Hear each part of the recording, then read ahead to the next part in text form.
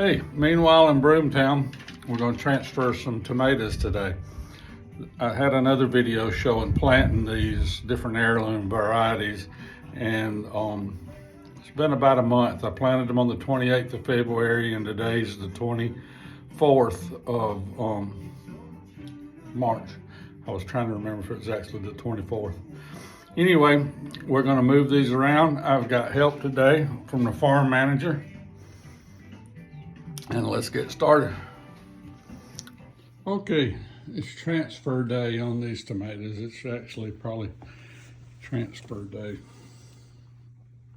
minus 2, 3, or 4 days. I've been trying to get to this and I haven't yet, so today's the day. You can see for scale how big those things are. When they go, they just explode. So let's get them in their own little containers. Hey, I was going to show you real quick about these aluminum cups and what I do with them. It's not a big deal, but it just takes a second to get them ready. These are those aluminum cups that I was talking about. I don't know if I can get it to where you can see them or not. I think it's ball. Looks like the same people that make fruit jars. But anyway, let's take my drill and my cups and, I just drilled 2 holes in them.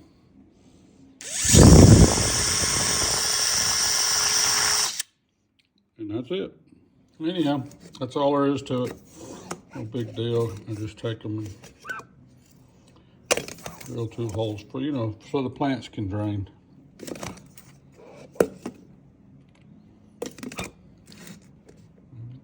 That's it. Sure beats using the red cups. The red plastic cups, they're really only good for 1 year. And I've found out when you leave them out in the sun, they come apart and get brittle. So I've been doing this for a while and they last over and over and over. All right, there's the map. Because I use this seed starter, hydroponic seed starter again. I like it. I've done seeds the other way for years, and I got this little thing, I don't know when, not long ago. And the germination rate is just so high with these. So Cindy's gonna mark them for me, so I don't have to stop and do that. If you don't mark these cups, I've been here before, you won't remember what you planted. At least I don't. When you're mixing these up and putting in all these different varieties, it's just the way it is. That's what we're transplanting. These little guys are the Camparis. I saved the seeds out of some tomatoes that we got out of the grocery store a few years back. We liked them. They're, I think they're bred for greenhouse tomatoes, like in Canada and places. But here's what they are, and they come back. Most of the time when you get stuff out of the store, it's not true. It's not, what is the word? They're hybrid, so you don't know what you're gonna get. And I took a chance anyway. What do you gotta lose, right? And they, this is about the 4th year we've done them, and they make great little tomatoes, just like the ones we bought in the store. So I started to say these are all heirlooms. I doubt these are what you consider heirloom tomatoes, but it worked out, so they're kind of nice. That's what we got when we're finished. And we'll get them labeled and moved.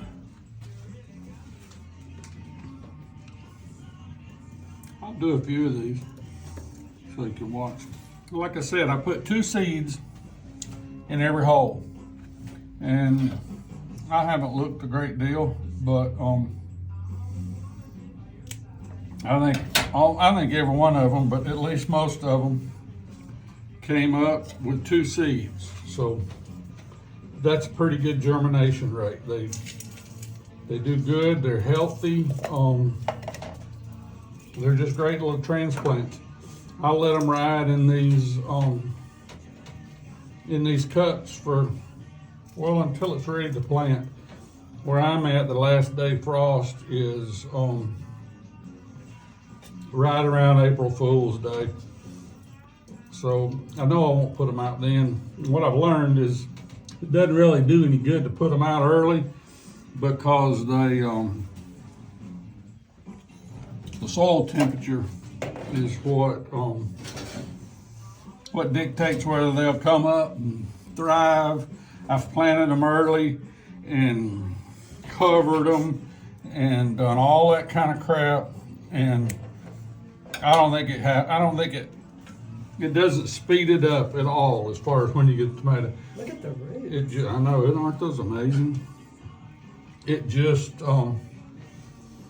seems like they just sit there in the ground until the ground gets, a certain warm temperature, and then they take off. I know that peppers do that. I used to plant my pepper seeds at the same time as my tomatoes and try to get them planted at the same time, and it did no good. Pepper seeds would sit out there in the garden and not do a thing until the ground warmed up. So far, they're all 2 for 2 on germination. So I think we're going to get I wouldn't be surprised if it's 100% germination rate. And I never got that using peat cups, stuff like that. So it is what it is, and this works. You find what works, and like I've said, I'm not an expert. I just do this because I like it, and I do what works best for me.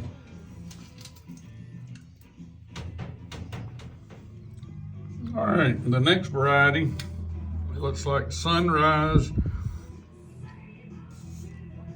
Bumblebee tomato. I got those out of that little catalog they sent me from Baker Creek Heirlooms, and again, for the same reason, so I don't have to buy them every year, I'll save the seeds. But these are kind of neat. They're about the size of a golf ball, and they're striped. They look orange and red and orange and red. So let's transfer some of those.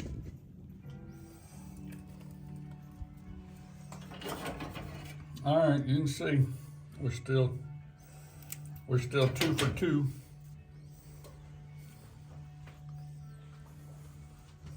I just usually put me a little bit of dirt in the bottom and then hang them, fill the dirt in around them. Tomatoes like to be planted deep, so I don't ever worry about, depth and stuff like that. Just cover them up good, firm it up so they'll stand up, and that's it. That's a transplanted tomato. All right, when I get these planted, set them over here. Tomatoes, I don't know if the right word's harden off, but especially right when they're transplanted, they're really, really fragile. And you'll kill them if you just put them in direct sunlight. They need a day or two to kind of acclimate. See, these guys, same process for these, but they're 2 or 3 weeks old now, probably 2 weeks, and they can handle full sun as long as they're wet, and these will get there, but it'll take them, like I said, it'll take them 2 or 3 days. Sometimes I like to plant them on the, when it's, raining, or when the sky's not bright sun, but sometimes you just have to do it when you have to do it. So this shade cloth in the greenhouse is perfect for that. If you didn't have all this, you could do it in the house just easy under lights, but this is the way that we do it. This is an example of probably when you get old and you can't see. I meant to put 2 seeds, and 1, 2, 3, 4, 5 came up. So it's not a perfect art. It's just, this is the only one I messed up on, but I did mess up and put way too many seeds in this one plant. And then you start trying to say, well, am I cutting the right one? Does this one look better than this one? And the truth of the matter is they all look identical. And that's, but you can see how I screwed up and put two, at the germination rates that I'm getting is wasteful because I'm cutting them off. But you don't never know, especially on heirloom stuff, that you save the seeds. They're not, you know, the seeds you buy in the store in those packages are all dried and prepared, and they probably put stuff on them to keep them from, you know, molding or getting fungus. So I do usually put 2 seeds in a slot and throw one away, but not 5. Now, why did you break off that branch? I don't know. For the next few days, they're going to be really, really susceptible to wilting and basically just lack of water, you know, stress. So that's just, I mean, you can do this one too. It doesn't matter as long as you leave this little green top. It doesn't have to feed as many leaves. Okay, that's all of those. The next ones on the map are brown sugar tomato. That's another variety that I got out of that Baker, maybe Creek. If you've ever seen their advertisements, or if you haven't seen them, you need to. Those guys are nuts. They do, I don't call it parody, but they do. It's just unusual. Take your time. And I mean, I don't have a dog in that fight. I don't have anything from them or with them. I just buy their stuff. And everything I buy from them is good. But their commercials, not on TV, on the interweb, they're fantastic. They, you know, kind of imaginative and fun to watch. So if you're so inclined, check it out. These are still those brown sugar. You can see. I'm really sold on this hydroponic seed starting. The plants are just, they're beautiful. They do so well. And the roots are just so healthy. Normally you say not to be transplanting stuff this small, but I don't know, they don't seem to, it doesn't seem to stop them. It doesn't seem to slow them down or hurt them, I guess is what I'm looking for. This is probably my new favorite since it's named after a Rolling Stones song. I have a bad habit of just calling stuff, you know, what I think it is, or a nickname or something, because I can't recall sometimes what the proper name is. So I'm sure these will be, you know, for us, from here on out, known as the Rolling Stones tomatoes. But that's it. I'm just popping these little leaves. It's not hot yet, but it's hot. It's in the 60s today, and they just turn around and show how they're just starting, they're wilting a little bit. So I'm trying to, and that's not detrimental. They'll keep, you know, they'll come back fine. They're just a little shocked.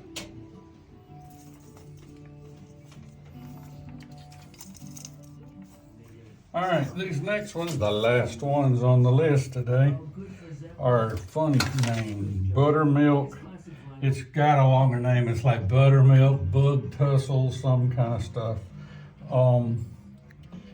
And you can see out of all the other tomatoes we planted, only 50% of these germinated 2 seeds. So there's a good example of why to put 2 instead of just one. If I'd have just done one, then these might have been blank and I didn't have them. So here they are. And to be honest, they don't look as good as the other varieties. We'll see. This tomato is supposed to be, I guess that's the name, they're supposed to be almost white. They're creamy, blonde, or whatever you want to call it. We'll see what they come out to. I'm interested. I've never grown them. I saw them again in the catalog, and I thought, well, that's unusual. Let's try it. Somebody asked me about economics on this, and this is not this is not about. It would be so much cheaper to go to the grocery store and buy tomatoes, and it would obviously be a lot less time. And there's been places and times in my life when that's what we did.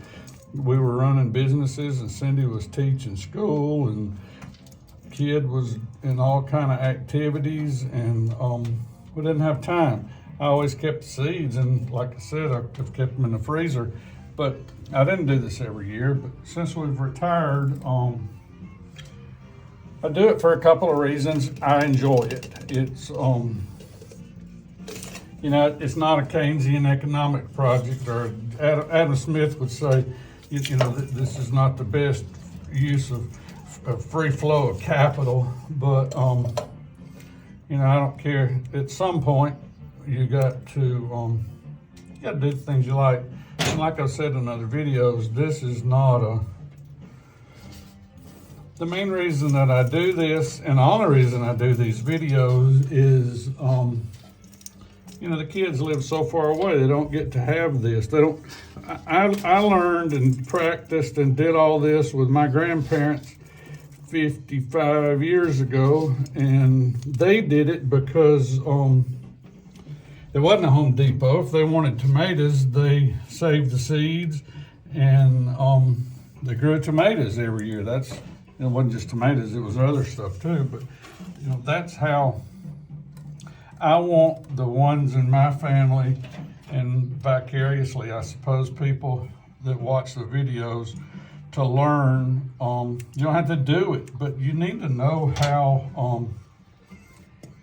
You need to know how your food is grown and how people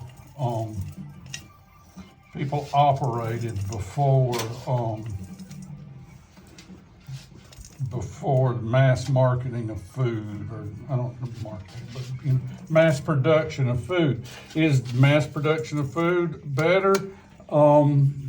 Obviously, you couldn't feed the world today like this. Nor would you want to. That would not be an efficient use of not every time somebody says capital, everybody thinks of money, but capital is in many forms. There's capital of labor, capital time, and this is not the most efficient use of any of those. This is I'm not a prepper. I'm not into all that. I don't think the world. I don't believe. But I don't believe that the world's going to fall apart and it's going to be like those TV shows where the zombies come and you have to eat, like this. But it's okay to embrace your heritage a little bit and maybe pay a little homage to the people who came before you. And it's okay for folks to know how to do it. You never know. You might be in a situation to where you enjoy this too. And maybe with these takes, Cindy talked me into doing that. I wasn't real excited about it, but I do understand the reasoning. I do know that the kids they never get to do this because they're not here. And this is my way of letting them know how to do stuff. Whether they ever do it or not is, hey, there's the Rolling Stones. It's too bad it's not brown sugar on the radio. Those are not labeled yet. It doesn't matter. It doesn't matter if they ever do this. It matters that that they know how. I guess this is the lesson, huh? Anyway, that's all from Meanwhile in Broomtown today. We got tomatoes transplanted out of hydroponics into aluminum recyclable cups. So, I don't know, maybe a little bit of new technology with a little bit of old technology, and that they're heirloom, and we save these seeds every year, but we sure don't propagate them and start them the way they did 100 years ago here in Broomtown. So that's it. See you later.